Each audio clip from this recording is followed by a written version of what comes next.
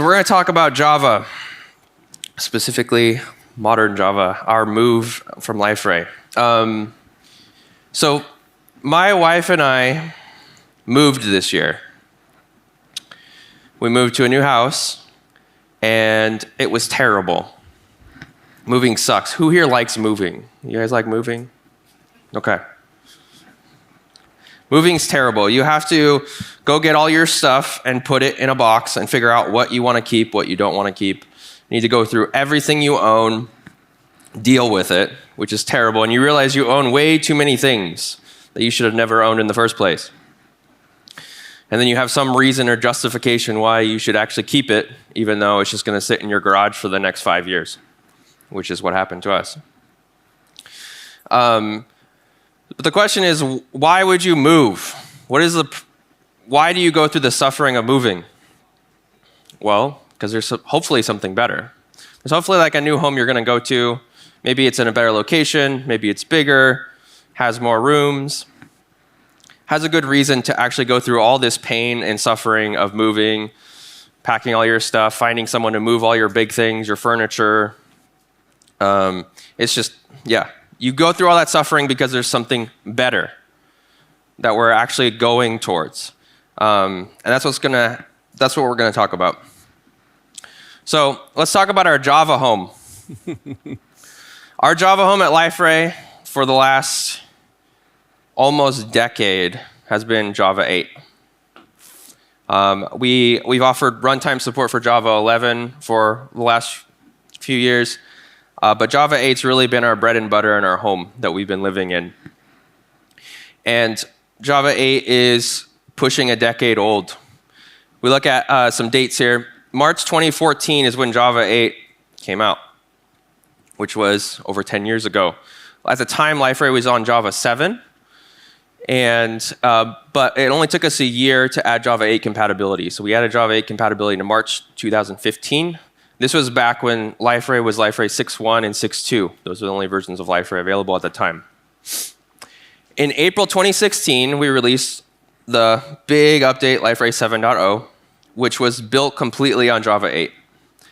It was the first time we leveraged all the Java 8 features in our product, and this was the foundation. But this was 2016. So this is 8 years ago that we made this shift and we moved to a new home. So we've been in the same home for 8 years. We added Java 11 compatibility when that came out. The reason we didn't do Java 9 and Java 10 is because we focus on the Java long-term support releases. But what's going on right now is the industry's moving. It's been a decade. Java 8 is awesome. It served us really, really well. But it's really time for something new. A lot of the features and integrations and libraries we've been using have started to move, have started to make this adjustment to a more modern version of Java. The latest Java long-term support release is Java 21, and we were previously on Java 8 and 11, so there's been a big gap over that time. Some of the technology you guys know and love, like Hibernate, Elasticsearch, Spring, so even our application servers, JBoss, Tomcat, all of them have moved on to later and greater Java technologies. Java 8's, again, served us really well, but it's time for something new. It's really time for a new home, and a new home for Liferay in the Java ecosystem. We want something bigger. We want something better. We want something with more rooms, more opportunities. It's been 10 years. It's time for something new. So we want to talk about Java 21, which is really the home we're looking to go live in. It has some massive improvements to performance. There's this new feature called virtual threads, which allows you to actually leverage modern CPU technologies. There's new garbage collectors, even improvements to the existing garbage collectors that we want to leverage and take advantage of. There's new language features, sequence collections, vector API, string templates. All things that we want developers to get excited about and get to use, both internally and for you guys. This includes also just access to the latest Java libraries. What we've had to do a lot at Liferay is we have a lot of Java libraries we rely on and depend on, but they don't actually get updated. They haven't been updated. I'm speaking bad. Okay, the libraries are on the newer version of Java, and we're not actually able to use the newest version of the library because we haven't upgraded to the newest version of Java. So we want to take advantage of those new libraries, and we also just want some of the security improvements that comes with the new versions of Java. And ultimately, what this is really about is reducing cloud costs. As we improve and make our performance better and leaner, it's going to be less CPU usage, less memory usage, all of those things for you guys. So that's really what this is about. But we do have to move. And there's some complications with moving. When we moved, the last time I moved with my wife, it wasn't that bad. We just kind of packed up our stuff and went to a new place, and it was like, whatever. This time when we moved, we had a baby, which made things way more complicated when you're moving with a baby. So there's some complications to this move, especially because it's been a long time since we've changed our base Java version, and also there's been some big changes in the Java ecosystem. So we have to update our configurations. We have to upgrade to Java 21. But the biggest change is this Java X to Jakarta namespace change. So the Java Enterprise API has evolved and changed, and there was a license dispute between the Eclipse Foundation and Oracle, which led to a rename of the base Java EE package. This means that all of our Java code needs to be updated. Anything that's using Java X will need to be updated to Jakarta. This applies to any custom code, any custom development that's been embedded in Liferay. If you're using client extensions, you don't have to worry about this because you can just use whatever you want. But if you've developed a module that actually embeds in Liferay, you'll need to update it as well for the Jakarta namespace. This involves any libraries you're using that are using Java X. We have to do this ourselves. We have to upgrade all of our libraries to the latest version or figure out what to do with the namespace change. This also affects our application servers that we're using. We're going to be providing the same application servers, but we have to upgrade a major version of all of them because Java X and Jakarta are not compatible, especially since we're moving to the latest version of Jakarta, which is Jakarta EE10. And so everything will need to be upgraded. The app servers won't run on Java X, the existing app servers we have. So that'll be moving to Tomcat 10, JBoss 8/Wildfly 30, and also WebLogic 15, whenever that actually releases. So the big question is, when are we going to do this move? This is a pretty big move, and it's going to take some time. So this is actually, we have a 3-year plan for this move. So that's this year, next year, and 2026. So far this year, what we've done is we provided Java 21 runtime support for Java 21 and Java 17. This already came out in Q2 this year. We hope that some of you have at least got to try that. We also released new versions of all of our dev tools that support Java 21 and Java 17. Next year will be the big year.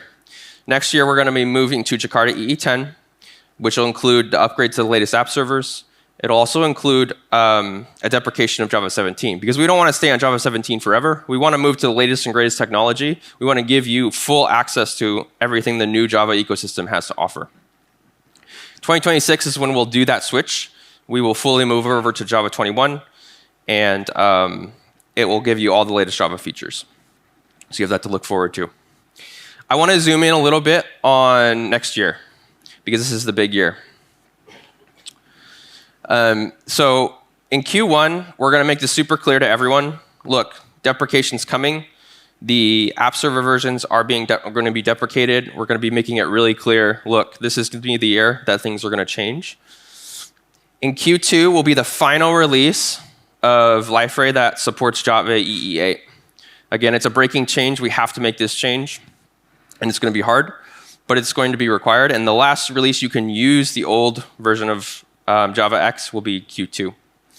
This will be, still support all the app servers that we currently support, and this will offer 1 year of premium support for our enterprise customers. So you don't have to move next year if you're an enterprise user. You still have a year to kind of figure this out and make the change. Q3 is what we're targeting for this big adjustment. This will be the JavaX to Jakarta namespace change.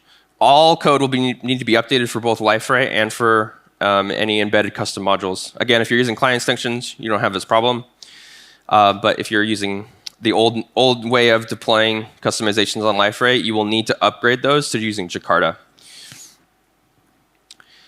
This will also mean the new app servers will be available. So we'll be running on Tomcat 10.1. We'll be running on Wildfly 30, JBoss EAP 8.0, and WebLogic 15. There's a star on WebLogic 15 because we actually don't know when WebLogic 15 is coming out. Oracle said they would come out in calendar year 2025, which is not a very specific date. So once that's available, we'll make that available to you, but we're just going based off of when Oracle offers this. With Q3, we'll also just announce that we're deprecating Java 17 because we want to move forward to the latest and greatest Java technologies. So again, we're looking at a new home. It's better. It's bigger, has more options, better performance, more cloud ready, and we're really excited about this. And what we want to remind you is that some of this change has already happened. We've already started this move this year. So if you are on the 2024 Q2 or later release, or you're on Portal G8 120 or later, you have access to running on Java 21. Don't forget to update your add opens because we need compatibility with the legacy code. This will make sure all the methods that you're used to are available to your Java runtime. We have new releases of Gradle, Blade, and the IDE tools that you can use to start compiling your modules, your custom modules on Java 21, even though Liferay itself is not yet compiling completely on Java 21. So I hope you guys are excited about this move as we are. I know it's going to be some challenges ahead of us, but this is going to be a bigger and better house, a better Java home for all of you. I mentioned the Gradle IDE tools, and we have some additional information about what's coming for our dev tools that I would like to hand it over to Greg Amerson, who's going to share that with us. So thank you.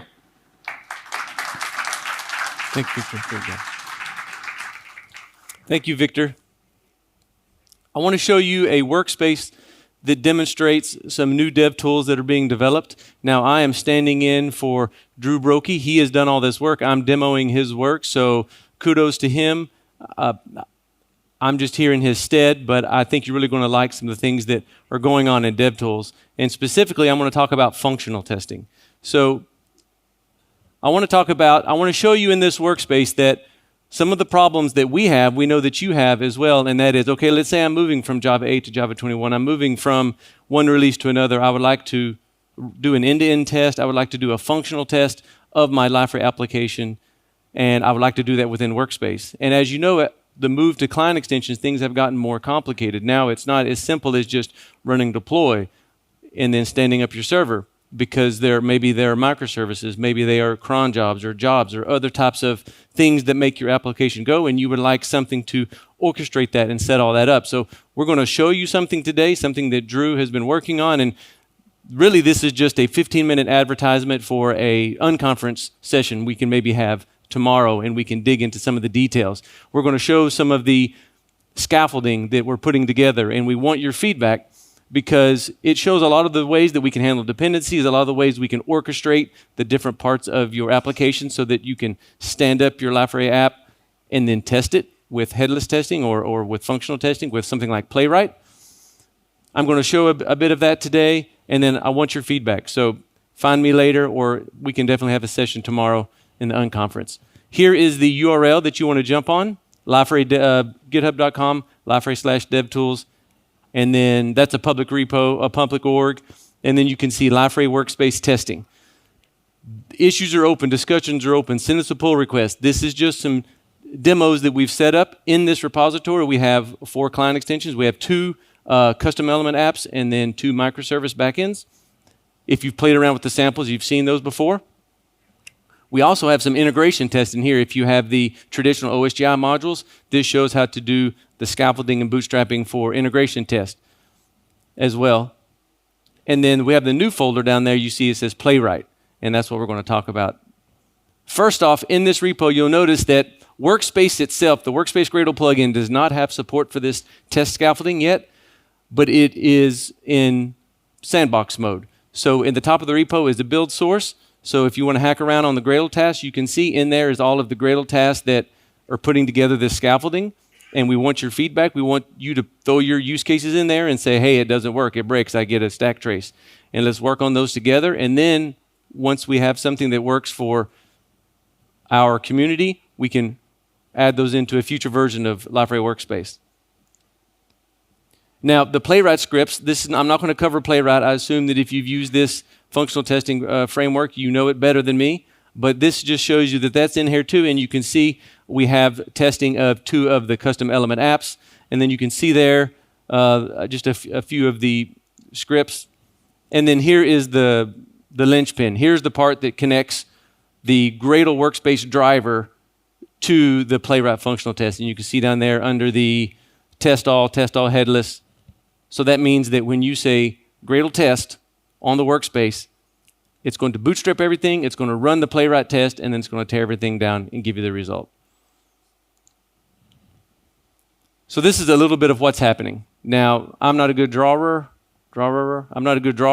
and so forgive me for this, but the idea is that your functional test is in the middle. Now, there's some setup that happens, and it's complicated, and we're going to try to shrink wrap as much of that for you. Plus, there's some integration points to the scaffolding that you can put in the parts that you need to set up. Setup happens. Deploy to Liferay, start up the microservices, get the configuration all right, load the database, whatever you need to do, and then you run the functional test.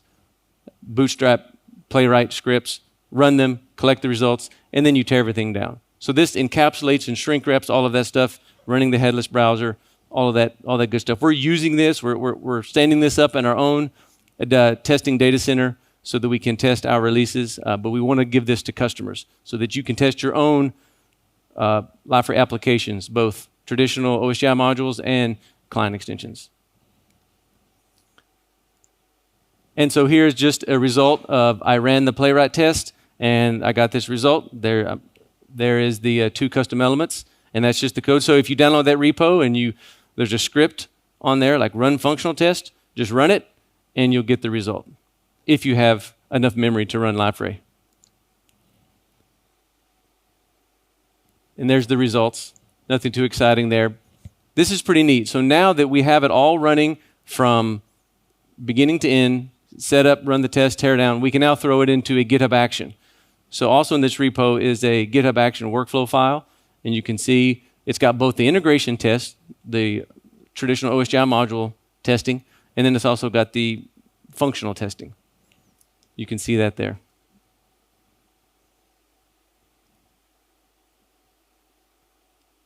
And it also runs, I'll explain the profiles at the bottom, local, Docker, Docker Compose. So here's just a pull request that ran, or just when I pushed this to GitHub, it actually ran the integration test, the functional test using just local processes, and then it ran the functional test using Docker Compose. And they both passed, or all 3 passed. I didn't include the one that failed. I commented it out so that have nice, all the green check boxes. Now, I would like to show you this running on Jenkins, and this also running in our Liferay Pass environment on Jenkins, but you'll have to come to my talk later today. I think it's at 2 o'clock. So that's a plug for a couple hours from now. So I want to talk a little bit about this scaffolding that we have put together. So there's 3 main buckets. There's the setup, there is the part that actually runs the test, and then there's the teardown. Now, the test profiles I was talking about, this repo is for education and it's for demonstrating. It's not a template for you to build your own functional test because it's doing way more than you really need.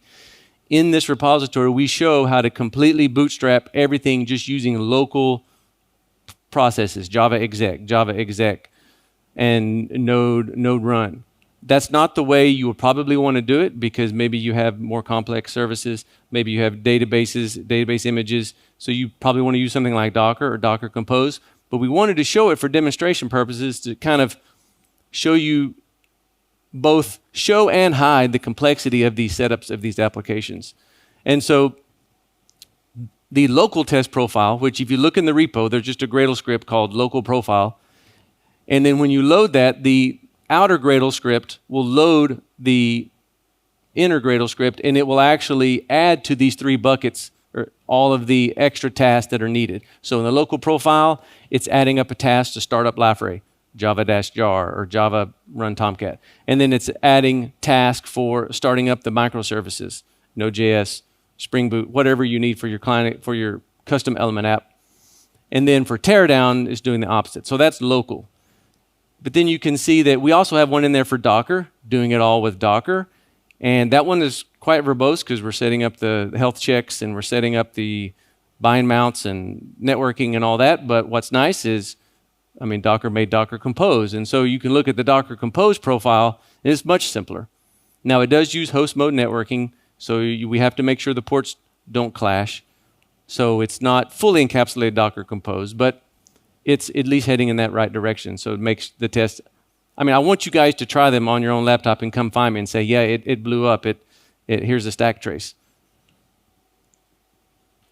So here is the Gradle code for showing those 3 lifecycle tasks. You can see we have setup, run functional test, and then teardown. And then the functional test tasks are identical no matter what environment. Are you doing local? Are you doing Docker? Are you doing in the cloud, end to end? It doesn't matter. You always run the functional test in the same way. Simply make sure everything that's set up has run. That depends on setup. And then you just call playwright run functional test. And then the teardown is the same. So this code gets run no matter which environment we're running in, local, Docker, cloud. But in the case of local, you need to tell the scaffolding, what does local mean? What does it mean to set up? Well, in this particular case, I need to deploy all my projects, I need to start Liferay, and I need to start the microservices. That's what it means to set my functional test up locally. And you can see here, I define that at the top. So into the setup bucket, I put 3 tasks, and then I define what those 3 tasks were. Deploying my projects, there's everything that's a part of my client extension, or part of my Liferay app. And then line 19 and 20, that's actually referencing a couple of Gradle tasks that are in that build source. So that shows how to start and stop Liferay. And then, of course, the teardown. So, not the teardown, sorry. Yeah, the start microservices, that's just runs a start microservice, which is essentially a Java exec, or boot run, actually, in Workspace. If you do it the way we have it in the samples, you just call boot run. And then for Node, you just call package run or package start. So now we have to do a little bit more work for the microservices, because if you know client extensions, the client extension microservices can't start until the Liferay environment configuration has been injected into it. So the microservice must know where Liferay is, and it must get the Liferay credentials to connect to it. So the OAuth 2 profile, the OAuth 2 credentials. So what this code is doing here, it's saying, even though I'm telling Gradle, hey, start up my microservices, the actual microservice tasks themselves, they need to wait until they have all of the things they need to run. And that's what this is doing. So it's just waiting for a particular file to exist. When you deploy a client extension into Liferay, Liferay will see that request, and it will write out the information into a folder called routes, Liferay routes, under Liferay home. And that is the information that the client extension should use to connect back to Liferay. It gives it the host, the domain, the protocol. It also gives it all of the OAuth client ID, client secret, so it can communicate. So that's what this is doing, is saying, don't start my Node.js server until I have those details, because if not, it won't be able to connect, it won't run. Now, that's local, and that was quite verbose. Now we can show the same thing with Docker Compose. Now, this is the entire setup file for Docker Compose. Setup is compose up. Teardown is compose down. And then, but compose up actually is composed of build the Liferay image and build the 2 microservice images. And then there's my Docker Compose file. So the complexity is not gone. It's been all pushed into this file. but it's not too bad. This basically shows that Liferay at the top and then my 2 microservices. And one important thing to see is this routes volume. Can you see that right in the middle? So that's the link, because DXP starts and it is going to give all the client extensions that are registered the ability to communicate with it via the routes folder. But how does the other process running in the other container see the routes? Well, we set this up with the shared volume. So Liferay emits the client extension communication information into the routes volume, and then when the Node.js or the Spring Boot containers start, they're also mounted back to that same routes, and so they can see it. And what's nice about this is exactly how it works on Liferay Pass and Liferay SaaS. So you can do this locally, you can develop it, debug it, and you can have good confidence that when you deploy this to Pass or SaaS, it's going to work fine, because the information is injected in an identical, not an identical way, but developer, as far as you're concerned, it's identical. Now, what do you do to actually use this repo? What if I was going to use this scaffolding in real life and try it out, or actually try to write my own functional test? This is what I would do. I wouldn't run the shell script, because the shell script is going to clean up before it starts, run, set everything up, run the test, and then tear everything down. And it's going to just like kill stuff with impunity. And that's hard to test, right? Because setup takes minutes in some cases. So what this does is this says, okay, let me just call setup, but don't actually call run the test or tear down. And then you can enter this do while loop here, and you can write your playwright scripts, write your test, your functional testing, and then you can run it, see the results, keep doing it until the results are good, and then you can call Gradle teardown, and that'll bring the environment back down. And then you can commit, and you can tell, hey, it worked on my machine. And I was going to load a demo here, but it's not loading. But if you go to the workspace that I linked to, or at the beginning of the presentation, you can see that there are videos, there are demos there that you can watch. Or you can just clone the repo and run it yourself. And there's demos for all the different profiles. So what's the future of this repo, and what's the future of these dev tools? The first thing we want to do is we want to hear from you. We want to collect your feedback from this repository. We want you to try it out. We want you to write your own scripts, write your own functional tests against your own application. See if you can plug it into this scaffolding, because I know this setup is very basic, because it's just using embedded Liferay with an embedded database, but you have your own data, you have your own environment you want to set up. I know many of you are using Docker Compose to bootstrap these environments locally. So try out this environment, try to plug it in, see where this thing doesn't work for you. These 3 buckets, setup, run test, tear down, and let us know. Open an issue on the repo, send a pull request.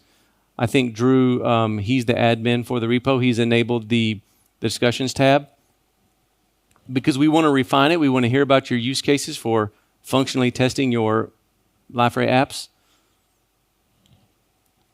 And we want to be able to establish some best practices, do some training, and show you how to be successful running functional tests, because it's not easy, and it took us, we're still learning ourselves internally, and then also running these in our own data center and our own CI.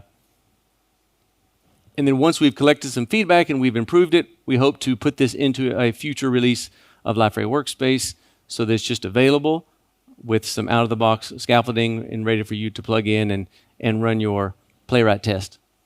And then, of course, the goal there is to make it easier. If you're a marketplace app developer, it's easier to have confidence, not only yourself, but us as Liferay.